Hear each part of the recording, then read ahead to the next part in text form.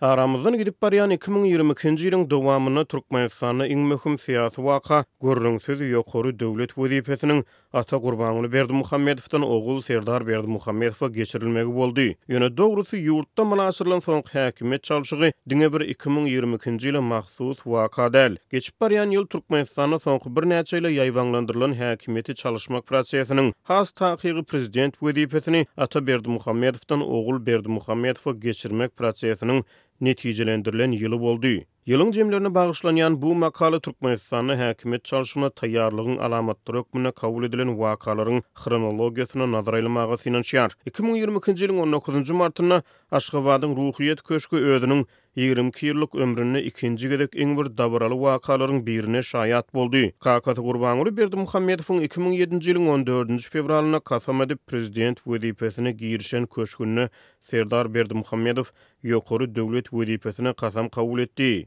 Gara gasluk, gara penjek, gara balak we ak köýnek geýnip sahna çykan ýaş Berdimuhammedow agras bakışlar bilen sag elini Türkmenistanyň konstitusiýasyna goýup türkmen halkyna wepaly we dogruçul hyzmat etmäge kasam etdi. Mümkinçilikleri peýdalanmaga, türkmen halkyna wepaly we dogruçul hyzmat etjekdigime dawaraly kasam edýän. Dawara gatnaşan hökümeti we paly halk wekilleri ýa-da bakışlaryň astyna şowhuny el çarpyp täze prezidenti gutlady. Halkyň arkadagly zamanasy yglan edilen 2022-nji ýylda öňkü prezidentiň arkadag atlandyrylýan Gurbanuly Berdimuhammedowyň ýyl gözünden mediýanyň ünsünden çetleşmegini, onuň häkimet halkasyndan kenara çekilmegini çaklamak esassyz bolardy. Ex-prezident Türkmen parlamentiniň ýokarky palatasynyň halk maslahatynyň başlygy wezipesine galdy. Täze prezident destine köşk şahyrlar tarapyndan arkadagly Serdar atlandyryldy. Prezident wezipesini atadan ogula geçirmek prosesiniň dowamyna Türkmenistanyň uzak ýyllardan bäri dowam edýän awtoritar siýasatdan, raýat we syýasy azatlyklaryň berk çäklendirilmeginden, insan hukuklarynyň kemsedilmeginden, galy bertede soňky bir näçe ýyl bäri ýitilen ykdysady kynçylyklardan lagar düşen halka hiç ýyl reforma wadasy berilmedi. Serdar Berdimuhammedow 2016-njy ýyldan öň ýurdun syýasy sahnasynda kän bir görünmeýärdi. Ol 2016-njy ýylyň noýabryna Türkmenistanyň mejlisine deputatlyga getirildi. Ýöne ýaş Berdimuhammedowyň wezipe baskançaklaryna beýgelçi 2018-nji ýyldan soň batlandy. Ol 2018-nji ýylyň apreline Daşary işler ministriniň orunmasary wezipesine bellendi. 2019-njy ýylyň 1-nji ýarmyna Ahal welaýatynyň häkiminiň orunmasary, 2-nji ýarmyna bolsa bu welaýatyň häkimi wezipelerini bellendi. Döwlet mediýasy kiçi Berdimuhammedowyň bu sebite yol başçılık eden döwründe sebitde hem buğday borçnamasynyň hem de paýta borçnamasynyň üstünlükli berjaý edilendigini habar berdi. Serdar Berdimuhammedow 2020-nji ýylyň fevralyna Senagat we Guruluşyk ministri wezipesine bellendi. Şonun bir ýyl soň 2021-nji ýylyň 11-nji fevralyna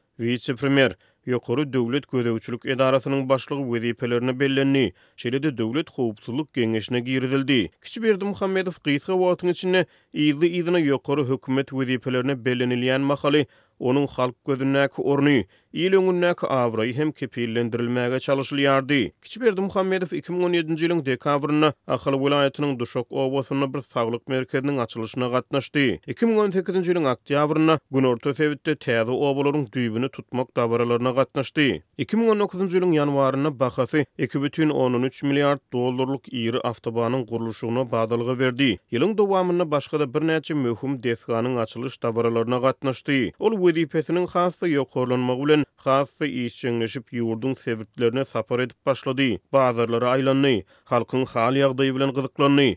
Bularyň ýany bolsa goňşy döwletlere, Özbegistana we Irana sapar edip prezidentler bilen duşuşdy. Türkmenistana Serdar Berdimuhammedowyň wezipe baskançaklaryna gystagly beýgeldilmegine paralel ýurdun döwlet guruluşyna möhüm üýtgetmeler girdilýärdi. Türkmenistan 2018-nji ýylda öňkü halk maslahaty gaýtadan dikeldildi. Munyň ýany ex-prezident Gurbanuly Berdimuhammedow ýurtda kanun çykarjy ulgamy iki palataly görnüşe geçirmek barada teklip bilen çykyş etdi. Geçen döwrüň dowamyna Türkmen parlamenti destine iki palataly ulgamy ulgama geçirildi. Gurbanuly Berdimuhammedow 2021-nji ýylyň aprelinde täze kanun çykarjy ulgamyň ýokarky palatasy hökmüne esaslandyrylan halk maslahatynyň başlygy boldy. Şeýlelikde häkimiýeti atadan ogla geçirmek prosesiniň maňzyny yglan etmek üçin ýurtda ähli şertler dolu taýýar edilipdi. 2022-nji ýylyň ýanwaryna Gurbanuly Berdimuhammedow duýdansy ýagdaýda halk maslahatynyň nowatdan daşary mejlisiniň geçiriljekdigini yglan etdi. Adatdan daşary mejlisde möhüm kararlaryň kabul ediljekdigi aýdylýardy. Munyň ýa-da 11-nji fevralda köp garaşlaryň nowatdan daşary mejlis gelip ýetdi. Türkmen döwletiniň ýolbaşçy halkasynyň megerem soňky bir näçe ýyl bäri üstüne işleýän iri taslamasyny yglan etmegin, kontrolly prezident çalşygyny yglan etmegin tüýs wagty gelipdi. Sebäbi dalaşgär taýýar,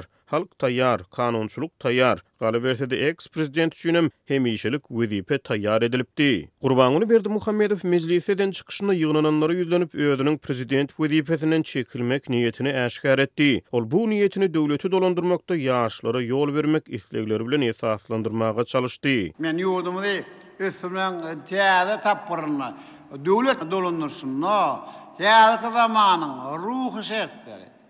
Ýokarym talaplary esasynda kemale gelen ýaş ýolbaşçylary ýol bermegi makul bilýär. Diýip köni prezident ýygnananlara ýüzlendi. Munyň ýa-da Türkmenistanyň mejlisi ýurtda möhletiniň prezident saýlawlarynyň geçirilýändigini yglan etdi. 12-nji martda belenen prezident saýlawlaryna çenli geçen 30 gün töwerek wagtyň dowamyny ýurtda saýlaw kampaniýalary ýaýwanlandyryldy. Saýlawlaryň yglan edilmeginiň ýa-da garaşlyşy ýaly Türkmenistanyň Demokratik Partiýasy Gurbanuly Berdimuhammedowyň ogly vice-premier Serdar Berdimuhammedow prezidentlige dalaşgär hödürledi. Merkez saýlaw toporu kişi Berdimuhammedow derrew hasap Başga da 8 dalaşgär merkez saýlaw topar tarapyndan belli galyndy. Ýöne jemgyýetçilik pikiri ýurdun syýasy sahnasyna odal asla tanalmadyk dalaşgärler bilen deňeşdirilene Serdar Berdimuhammedowyň ýeňiji yglan ediljekdiginiň iki uçsuzluğunu öňe sürýärdi. Hamaly Serdar Berdimuhammedow üçin saýlaw kampaniýasy 2022-nji ýylyň fevralyna däldi. Has odal onuň wezipe baskançaklaryna beýgelip başlan döwürleri başlanan ýalydy. Muňa garamadan Azatlyk radiosynyň habarçylary bir näçe hepde dowam eden saýlaw kampaniýalarynyň dowamyna ýurt raýatlarynyň çol sany büdjet işgärlerinden öz seslerini Serdar Berdimuhammedowa bermegini talap edilýändigini habar berdiler. Awraýly halkary guramalary şol sany Ýewropada howpsuzlyk we hyzmatdaşlyk guramasynyň Demokratik institutlar we adam hukukları boýunça edarasy mundan ozal saýlaw ulgamyny ösdürmek babatda Türkmenistana beren teklipnamalarynyň bir jaý edilmeýändigine esaslanyp saýlawlary synçy missiýasyny iýermedi. Türkmenistan 12-nji martda möhletiniň prezident saýlawlary geçirildi. Azatlyk radiosynyň habarçylary saýlaw güni käbir uçastoklarda bülletenleriň Serdar Berdimuhammedowyň peýdasyna üýtgedilmegi ýaly saýlaw düzgün bozmalary barada habar berdiler. Garaşly Türkmenistana şu wagt içinde geçirilen saýlawlaryň hiç gaýsy demokratik hökümetler we awraýly halkary uramalar tarapyndan erkin we adalatly saýlawlar hökmüne ikrar edilmedi. Muňa garamadan merkez saýlaw topory Gurbanuly Berdimuhammedowyň ogly Serdar Berdimuhammedow 72,97 göterim ses bilen prezident saýlawlarynyň ýeňijisi yglan etdi. Şeýlelikde 19-njy martda Serdar Berdimuhammedow kasam kabul edip prezident wezipesine girişdi. Tinçler Türkmenistana malaçylan häkimet çalşygyny sewit ýurtlar üçin howply görel datlandyrdy.